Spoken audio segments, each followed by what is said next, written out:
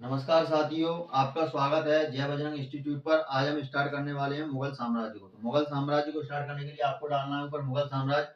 और मुगल दो प्रकार के, पूर्ववर्ती मुगल और एक परवर्ती मुगल।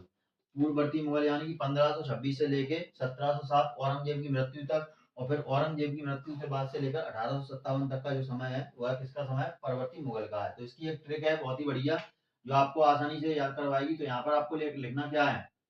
BHAJISA,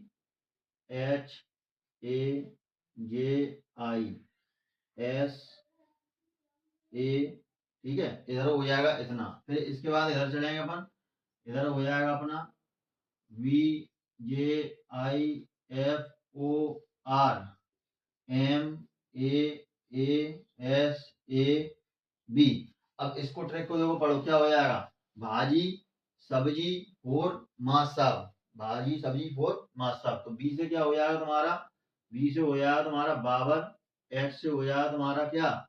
हुमायूं, और ए से हो जाएगा तुम्हारा अकबर, और जे से हो जाएगा तुम्हारा जहांगीर, और एस से तुम्हारा हो जाएगा क्या? शाहजहां, और ए से हो जाएगा तुम्हारा औरंगजेब। औरंगजेब को आलमगीर के नाम से भी जानते हैं। किसके नाम से जानते हैं? आलमगीर, ठीक है। इसके बाद फिर इधर हम देखते हैं, इधर क्या हो जाएगा? इधर हो जाएगा बहादुर शाह, बी से बहादुर शाह फर्स्ट।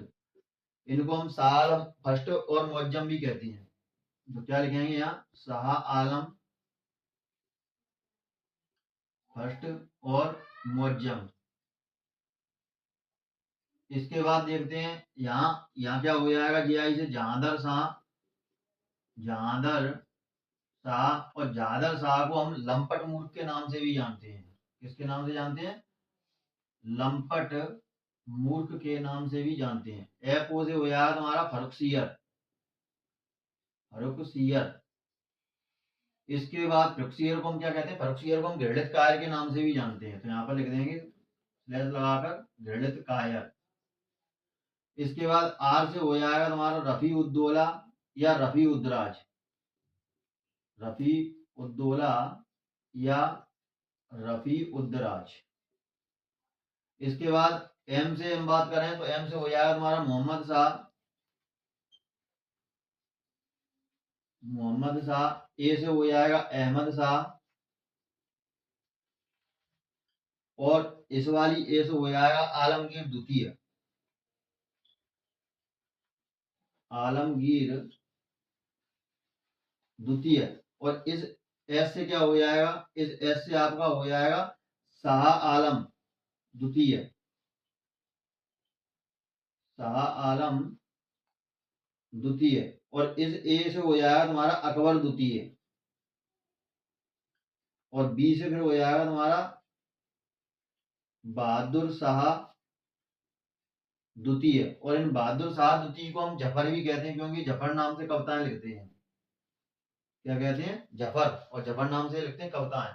तो ये हमारी ट्रिक है मुगल शासकों के नाम याद रखने के लिए। क्या ट्रिक है? भाजी सब्जी फोर मार साहब। अब इनके मार साहब, अब इसके बाद इनकी सने कैसे याद रखनी है? तो सन के लिए इन दोनों के अलग अलग फोन नंबर याद कर लो। जैसे अपने घर वालों को फोन नंबर याद करते हैं, वैसे इनके कर लो। तो इसका फोन नंबर क्या है?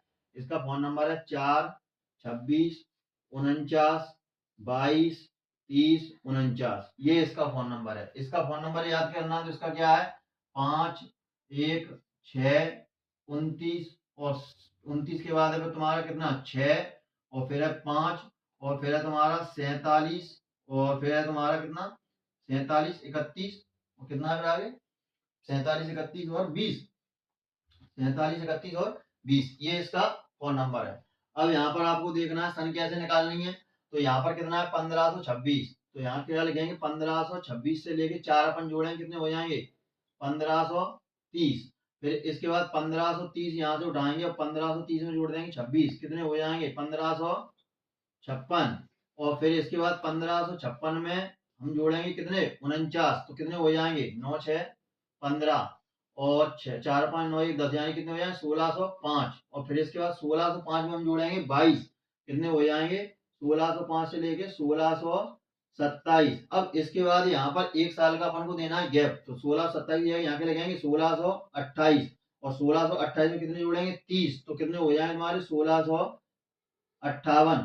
ठीक है, और फिर 1658 अपन कितने जोड़ेंगे तुम्हारे 49, और तो कितने हो जाएंगे 1658 प्लस 49 अपन करेंगे कितने हो जाएंगे तुम्हारे 1707। तो ये हो गया इधर का सन। ठीक है, अब इधर का सन अपन देखिए कैसे निकालेंगे। 1707 में 5 जोड़ेंगे कितने हो जाएंगे 1707 से लेके 1712। इसके बाद फिर देखेंगे 1712 के बाद फिर एक जोड़ेंगे तो कितना हो जाएगा 1712 से लेके 1713। फिर इसके बाद 1713 में 6 जोड़ेंगे तो कितने हो जाएंगे 1713 से लेके 1719। फिर यहाँ पर ये गैप है तो यहाँ पर 1719 लिख दिया अपन ने। इसके बाद फिर 1719 में जोड़ेंगे अपन कितने 1719 में जोड़ेंगे अपन 29, तो कितने हो जाएंगे तुम्हारे 1748। कितने ही होंगे 9 9 18, और तुम्हारे 2 1 3 1 4। ठीक है 1748। इसके बाद फिर 1748 में अपन जोड़ेंगे कितने 6, तो 1748 से लेकर कितने हो जाएंगे 1754। फिर इसके बाद 1754 में जोड़ेंगे 5, कितने हो जाएंगे 1759, और 1759 में फिर अपन जोड़ेंगे कितने 47, तो 1759 में 47 जोड़े कितने हो जाएंगे 9 7 16, 4 और 5 9 1 10, और 7 और 1 8, यानी कितने हो जाएंगे 1806। फिर 1806 में जोड़ेंगे अपन 31, 1806 में 31 जोड़ेंगे कितने हो जाएंगे 1837, और फिर 1837 में 20 जोड़ेंगे कितने हो जाएंगे 1837 से लेके 20, यानी कि 1857। तो इस तरीके से आप सबकी सन याद कर सकते हैं। ठीक है, तो फोन नंबर आपको याद रखना है दोनों का, और बात तरीके से बिल्कुल अगर ध्यान से अगर अपन जमाएंगे सीक्वेंस से तो अपन को किसी की सन भूलने में कोई दिक्कत नहीं होगी। इसका फोन नंबर क्या है 4 26 49 22 30 49, और इसका फोन नंबर क्या है तुम्हारा 5 1 6, और फिर इसके बाद 29, फिर 6 5 47 31 20। इस फोन नंबर को यदि आप याद रखते हैं और इन दोनों सनों को याद रख लेते हैं तो आपको आसानी से ये याद हो जाएगा। चलिए हम चलते हैं पहले बाबर की तरफ, तो मैं इसको साफ कर रहा हूं, आप इसका स्क्रीनशॉट लीजिए। अब देखिए, अब यहाँ पर क्या डालना है आपको बाबर। बाबर का शासनकाल क्या था अभी अपन ने निकाला 1526 से लेके 1530 ईस्वी। अब यहाँ पर अपन को क्या लिखना है, तो बाबर का पहले अपन देख लेते हैं, थोड़ी सी स्टोरी कवर कर लेते हैं। बाबर का पूरा नाम क्या था, बाबर का पूरा नाम जहीरुद्दीन बाबर था, जहीरुद्दीन मोहम्मद बाबर था, और ये कहाँ का था फरगना का था। इसने उपाधियां कौन कौन सी धारण करी, बादशाह, मिर्जा, पद बादशाह और कलंदर की उपाधि धारण की इसने। और कौन से युद्ध के दौरान, पानीपत के प्रथम युद्ध के दौरान। और बादशाह और गाजी की उपाधि खानवा युद्ध के दौरान करता है। इसके जन्म की बात कर लें तो बहुत ही बढ़िया दिन है, वैलेंटाइन डे का दिन, जैसे कि 14 फरवरी सभी लोग जानते हैं। 14 फरवरी 1483 को इसको फरगना में जन्म हुआ था। इनके पिता की बात करें तो इनके पिता थे उमर शेख मिर्जा, और माता की बात करें तो इनकी माता थी तुम्हारी कुतलग निगार। अगर हम बात की जाए इनके वंशानुगत के बारे में तो ये चंगेज खान की तरफ से 14 चंगेज खान की तरफ से थे तुम्हारे 14वें वंश, वो 5वें, पिता की ओर से 5वें चंगेज खान की तरफ से, और माता की ओर से मंगा बरानी जो तुम्हारा था तुम्हारा कौन चंगेज खान, उसकी तरफ से ये थे कौन से तुम्हारे 14वें वंशज माने जाते हैं। इसके बाद हम बात कर लेते हैं इसके पुत्रों की। इसके पुत्र कौन कौन से थे, तो हुमायूं, आस्करन, कामरान, हिंदाल और गुलबदन बेगम एक लड़की थी, ये इसके थे। अब इसके बाद बात कर लेते हैं हम इसको आमंत्रित किसने किया था। तो जैसा कि अपन ने पिछले वीडियो में लेक्चरों में देखा था कि बहुत से शासक आए बाहर से और यहाँ के स्वदेशी राजाओं को क्या किया था, जागीरदारी सौंप कर चले गए। तो ऐसा ही हुआ था इब्राहिम लोदी में, क्या हुआ था कि घटोली का युद्ध हुआ था कब 1517 ईस्वी में, जहां पर इब्राहिम लोदी ने राणा सागा की एक आंख और एक हाथ निकाल लिया था। इसकी वजह से क्या हुआ था, लोदियों ने इनको परेशान कर लिया था राणा सागा को। तो यहाँ पर जो इब्राहिम लोदी के चाचा रहते हैं आलम खान लोदी और दौलत खान लोदी और राणा सागा, ये तीनों मिलकर योजना बनाते हैं, कहते हैं कि किसी नए शासक को बुलाया जाए जिससे इसकी शक्तियों का दमन किया जाए, और जब ये वापस जाएंगे तो हमको यहाँ की सूबेदारी सौंप कर चले जाएंगे। तो यहाँ पर हुआ भी, इन्होंने सोचा, लेकिन हुआ इसका उल्टा। बाबर आता है और टिक जाता है और बाद में इन लोगों को ही पराजित करके यहाँ पर रुक जाता है। तो क्या हुआ, बाबर ने सबसे पहले थोड़ा अगर हम जाने तो बाबर काबुल में 1504 में और कंधार में 1507 में बाबर का ये अभियान थे। इसके बाद भारत पर बाबर का पहला अगर अभियान की हम बात करें तो 1519 में भेरा बाजौर के निकट बाबर का पहला अभियान भारत में था। इसके बाद 1526 में इसका पानीपत का पहला युद्ध होता है। इसके लिए कहा भी जाता है कि बाबर आया, पानी पिया, खाना खाया, चंदेरी की साड़ी पहनी और घाघरा पहनकर ये घर को चला गया। बस इन 4 चीजों को अगर आपने याद कर ली तो बाबर पूरा आपको याद हो जाएगा।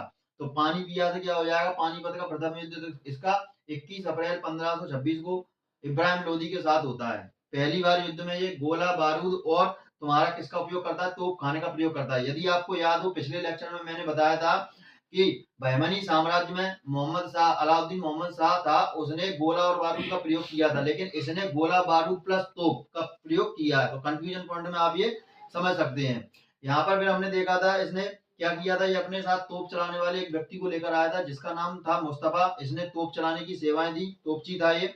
और इसके बाद क्या होता है, जो इब्राहिम लोदी होता है वह लड़ते लड़ते युद्ध में शहीद हो जाता है। यहाँ से बाबर को इस युद्ध से काफी संपत्ति मिलती है और यह काबुल की जनता में बांट देता है।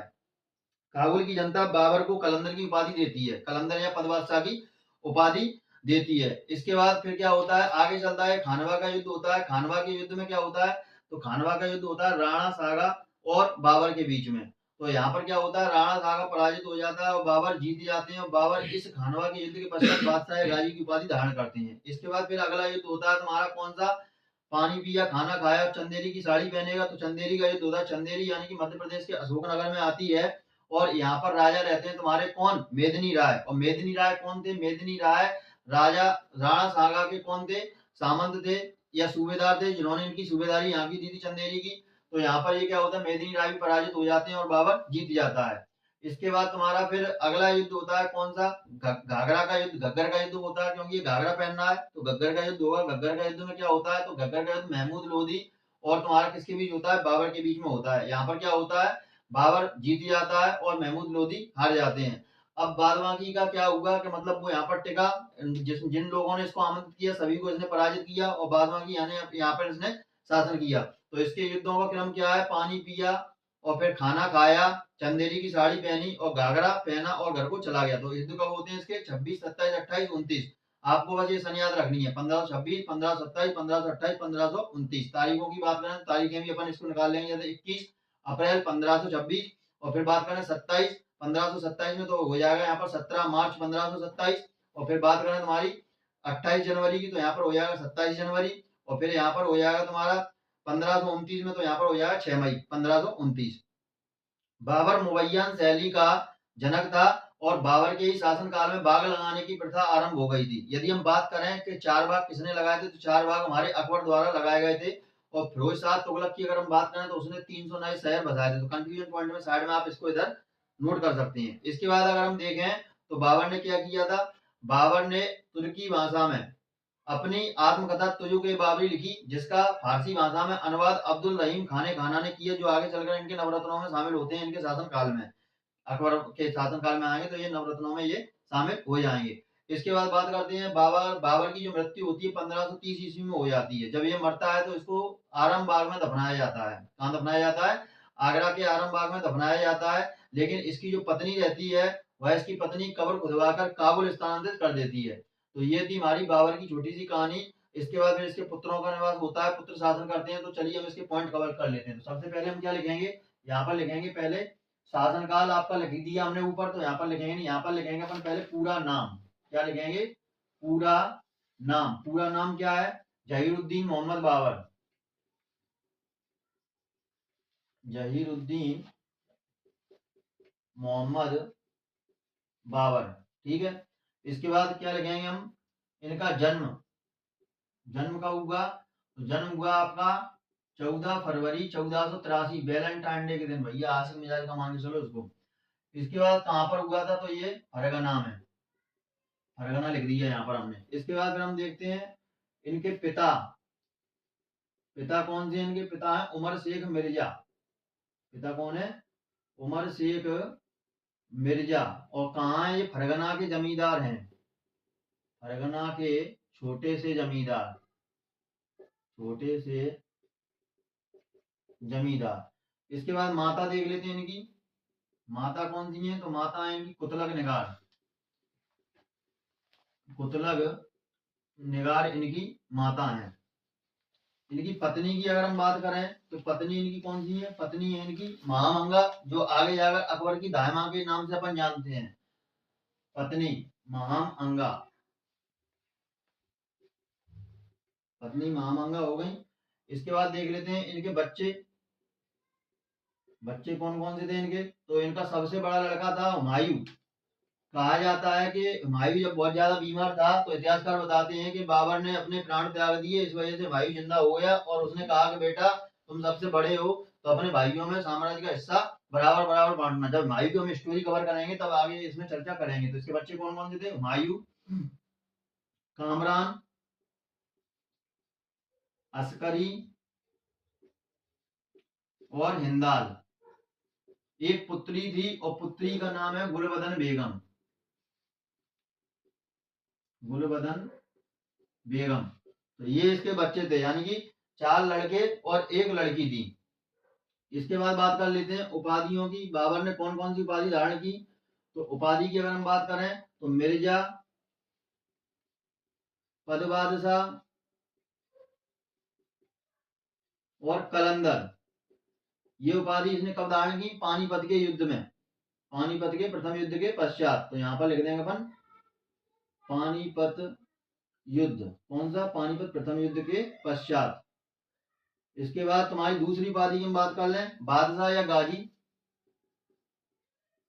बादशाह या गाजी, ये कब की? इसने खानवा युद्ध के बाद। यहाँ पर लिख देना खानवा युद्ध के बाद। ठीक है, ये हो गई इसकी उपाधि। अब बात कर लेते हैं बाबर। बाबर जैसे मैंने बताया था कि तैमूर लंग का वंशज था पिता की ओर से। ठीक है, तो बाबर पिता की ओर से, बाबर पिता की ओर से तैमूर लंग का 5वां वंशज, और माता की ओर से, माता की ओर से चंगेज खां। मिक्स ब्रीड थी ये भैया, मतलब माता थी तुम्हारी चंगेज खां की तरफ से और तैमूर लंग था पिता की तरफ से। तो माता की ओर से चंगेज खां कौन सा वंशज था? ये चंगेज खां का 14वां वंशज था, 14वां वंशज था। अब कर लेते हैं हम यहाँ पर इसका आमंत्रण किसने दिया था? ये पॉइंट भी आप लिख लीजिए। आमंत्रण चिट्ठी किसने भेजी थी? इसकी पीली चिट्ठी के आ जाओ भैया राज्य करो यहाँ पर। तो तुम्हारे कौन थे? एक थे राणा सागा, दूसरे थे तुम्हारे दौलत लोधी, दौलत खां लोधी, और तीसरे थे तुम्हारे आलम खान। और आलम खान कौन थे? आलम खान थे तुम्हारे इब्राहिम लोधी के चाचा। जैसे कि हर घर में एक विभीषण होता है, तो इसने क्या किया था? पूरी लंका लगवा दी लोधी वंश की। तो इन्होंने क्या किया? बाबर को आमंत्रित किया। इसके बाद फिर हम देख लेते हैं काबुल में बाबर के अभियान। यहाँ पर डालेंगे अपन बाबर के अभियान। तो बाबर के अभियान में अगर हम देखते हैं तो बाबर का पहला अभियान काबुल में, काबुल में कब? 1504 में। दूसरे अभियान की अगर हम बात करें तो दूसरा अभियान कंधार में, कंधार में कब? 1507 ईस्वी में। और तीसरे अभियान की अगर हम बात करें तो तीसरा अभियान हमारा भैरा बाजौर यानी कि पंजाब के पास पड़ता है। भारत में इसका 1519 में पहला अभियान था। तो यहाँ पर अपन क्या लिखेंगे? भैरा या बाजौर, और ये कहाँ पड़ता है? पंजाब में। तो यहाँ पर क्या लिखेंगे? 1519 ईस्वी में भारत में पहला अभियान, भारत में फर्स्ट अभियान इसका। ठीक है, अब चलते हैं फिर इसके बाद इसका युद्ध होता है 1526 में, पहला पानीपत का प्रथम युद्ध। यहाँ पर डालेंगे अपन पानीपत का प्रथम युद्ध। पानीपत का प्रथम युद्ध कब होता है? पानीपत का प्रथम युद्ध, तो पानीपत का प्रथम युद्ध 21 अप्रैल 1526 ईस्वी को किस किस के बीच होता है? तो ये होता है तुम्हारा इब्राहिम लोदी, और वर्सेज में लिखेंगे यहाँ पर बाबर। बाबर जीतता है, इब्राहिम लोदी इस युद्ध में शहीद हो जाते हैं।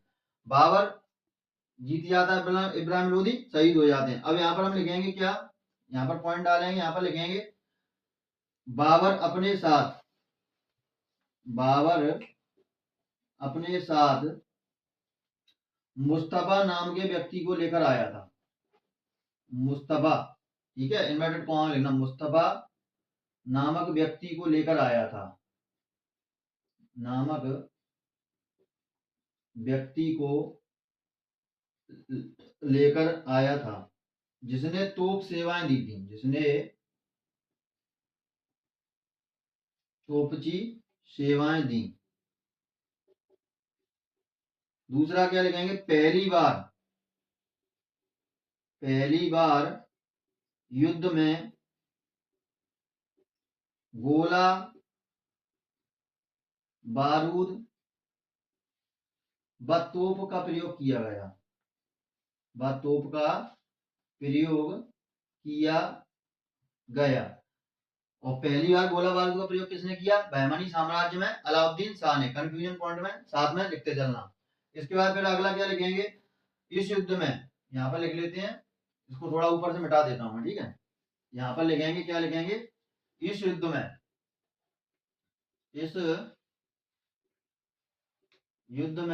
बाबर को अपार संपत्ति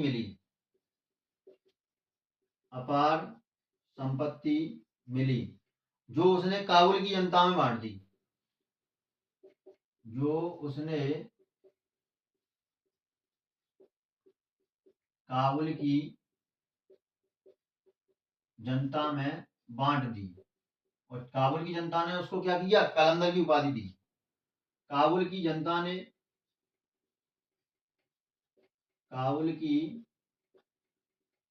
जनता ने बाबर को कलंदर की उपाधि दी।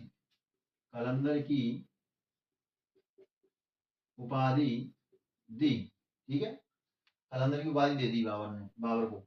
इसके बाद फिर क्या होता है, अगला अभियान हम देखेंगे। तो अगला अभियान इसका होता है किसका, खानवा का। पानी पिया खाना खाया, पानीपत का हो गया। अब लिखेंगे हम खानवा का युद्ध। और खानवा का युद्ध कब होता है तुम्हारा, 1527 में, 17 मार्च 1527 ईस्वी। यहाँ पर लिखेंगे युद्ध पक्ष किस किस के बीच होता है ये, तो ये होता है तुम्हारा राणा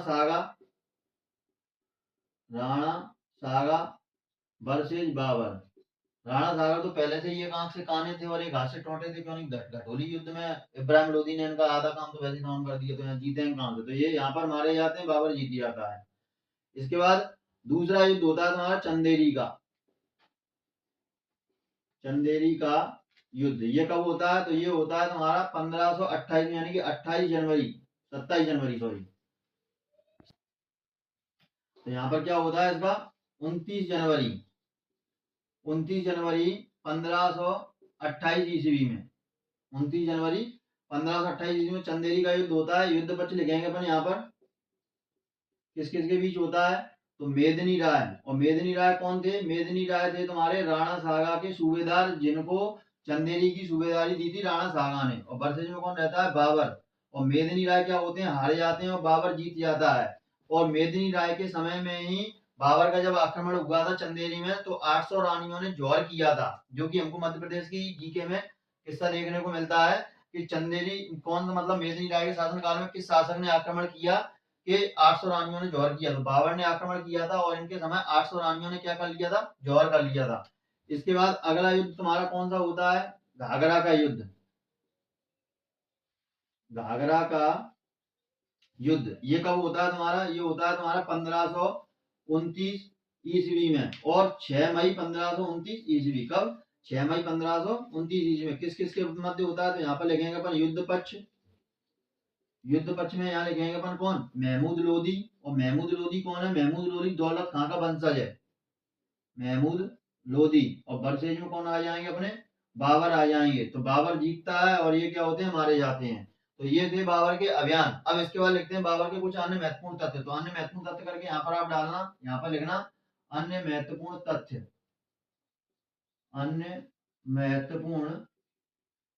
तो यहाँ पर आप क्या लिखेंगे, अन्य महत्वपूर्ण तथ्य में पहला, मुगैयान शैली का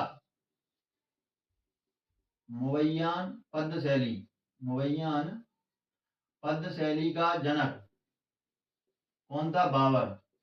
ठीक है। दूसरा, बाग लगाने की परंपरा, बाग लगाने की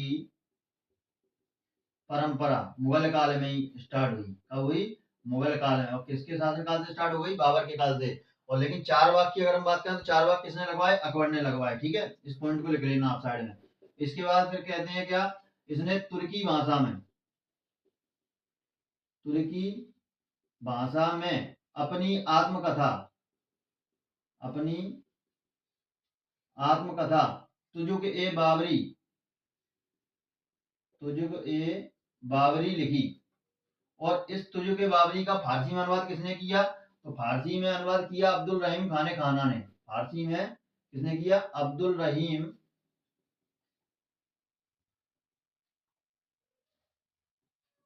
अब्दुल रहीम खाने खाना, खाने खाना ने फारसी में अनुवाद किया। फिर अगला पॉइंट लिखेंगे क्या? 1530 ईस्वी में, 1529 तक युद्ध किए। 1530 ईस्वी में क्या होता है? इसकी मृत्यु हो जाती है। 1530 ईस्वी में मृत्यु, आरामबाग में दफनाया गया, आरामबाग में दफनाया गया। और इसकी पत्नी द्वारा क्या हुआ? पत्नी द्वारा, पत्नी कौन थी इसकी? पत्नी महामंगा। पत्नी द्वारा इसकी कब्र खुदवाकर, पत्नी द्वारा इसकी कब्र खुदवाकर कहाँ स्थानांतरित कर दी? काबुल। खुदवाकर काबुल स्थानांतरित की, स्थानांतरित की। तो ये थे तुम्हारे बाबर। अब अगले वीडियो में चर्चा करेंगे हुमायूं की और फिर उनके भाइयों को देखेंगे। तो उम्मीद करता हूँ आपको ये वीडियो पसंद आया होगा। यदि वीडियो पसंद आता है, हमारा कंटेंट अच्छा लगता है, पढ़ाने का तरीका अच्छा लगता है, तो जय बजरंग इंस्टीट्यूट को लाइक कीजिए, शेयर कीजिए, सब्सक्राइब कीजिए। मिलते हैं अगले वीडियो में, तब तक के लिए जय हिंद, जय भारत।